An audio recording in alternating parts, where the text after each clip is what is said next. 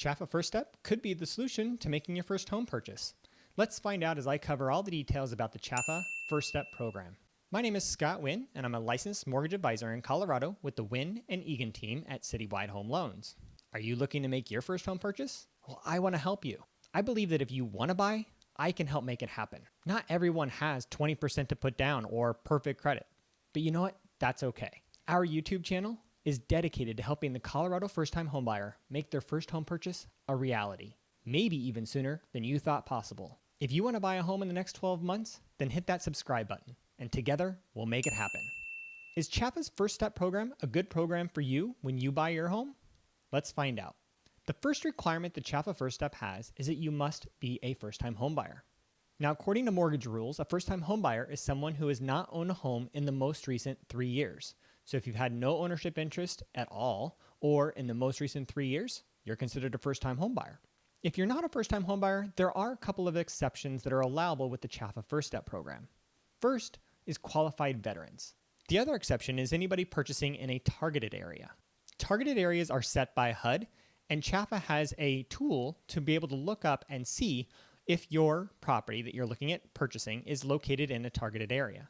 CHFA's FirstStep program also has income limits. Anybody on the loan and their spouse or significant other, that income for those people that are going to be living in the home must be included in the income calculation when determining whether or not you are under the income limits. So what are the income limits? Well, the income limits actually change every single year based on HUD's determination of area median income. So you're going to want to look at it when time comes for you to make a home purchase. As of the most recent change by CHFA in June 2020, here they are. As you can see, they vary based on the number of people who will live in the home and where the home is located.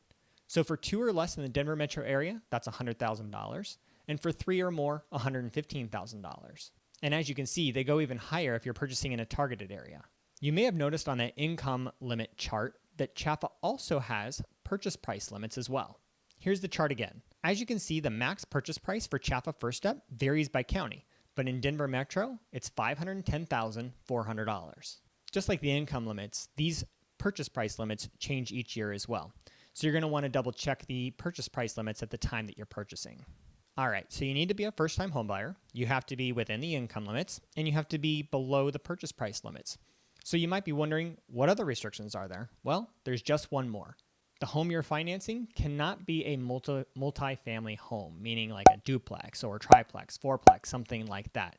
It needs to be a single-family home, a townhome, a condo, or a manufactured home in order to qualify for the CHFA FirstStep program. And you have to live in it as your primary residence. So do you meet those requirements? If so, let's talk about what the program looks like. First of all, CHFA FirstStep is an FHA loan. Unfortunately, you can't combine the CHFA FirstStep program with VA, USDA, or conventional financing. CHFA FirstStep is actually 2 programs in one. Here's what I mean. So if you are not getting down payment assistance, then it's called the CHFA FirstStep program, which is simply just the FHA 30-year fixed mortgage for you. However, if you are looking to get down payment assistance, which most people are when they're utilizing this program, it's the CHFA FirstStep Plus, which comes with a down payment assistance program in the form of a second mortgage. And I should clarify, it's not just down payment assistance that second mortgage can be used for. It can be used for down payment, closing costs, or prepaids. So here's how the second works. It's 4% of the first mortgage amount, and there's no monthly payments and no interest on that second mortgage. The only time that you actually have to repay that loan is at the time that you sell your home, you refinance the mortgage, or you get to a zero balance on your mortgage. There is one additional requirement, I guess now would probably be a good time to bring that up, which that CHFA has a minimum contribution requirement. The minimum contribution is $1,000, which means you need to have at least $1,000 in the transaction outside of the assistance that they provide in the form of that second mortgage. Now, most of the time that's not a problem, and here's why. Let's say you plan to buy a home for $300,000. If we do the loan calculation here, this is what we get. We get a $300,000 loan at 3.5% down payment or a 96.5% LTV, which is a down payment of $10,500. We then take that $300,000 purchase price minus the $10,500 down payment, and we end up with a base loan amount of $289,500 on our FHA mortgage. We then have the upfront mortgage insurance premium, which is 1.75% or $5,066 in this example. We then take the base loan amount of $289,500, add the $5,066 upfront mortgage insurance premium, and end up at a full loan amount of $294,566. That full loan amount is how we then calculate the second mortgage provided by CHFA. It's simply 4% of that full loan amount. And we get the amount of the CHFA second, which is $11,782. Now, the down payment was just $10,500, but the second mortgage was $11,782, which basically means that you have $1,282 left over to cover closing costs. In most situations, closing costs are going to exceed that amount by at least $1,000, which means that you should have no problem in meeting that minimum contribution requirement of $1,000. Oh, and I should mention, that $1,000 minimum contribution, that can all come in the form of a gift. Now, FHA allows gifts based on certain restrictions, and generally that means that it would come from a family member. One of the things that CHFA is a firm believer in is homebuyer education. It's actually been proven over time to reduce the number of defaults on mortgages. That's why CHFA not only offers the class for free, but actually requires it when utilizing their loan programs.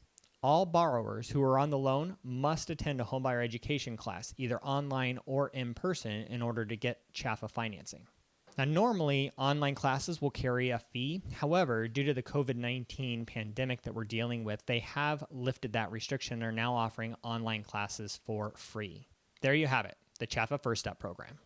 As you consider the CHFA FirstStep program, here are a couple other videos you might find helpful on your path to making your first home purchase. Now, do you have any questions about the CHFA FirstStep program or any of the other CHFA programs? If so, let me know in the comments below. And if you found the info helpful, I would love a click on that like button. Have any other questions about buying your first home? Leave it in the comments below, and I may even record a video just like this.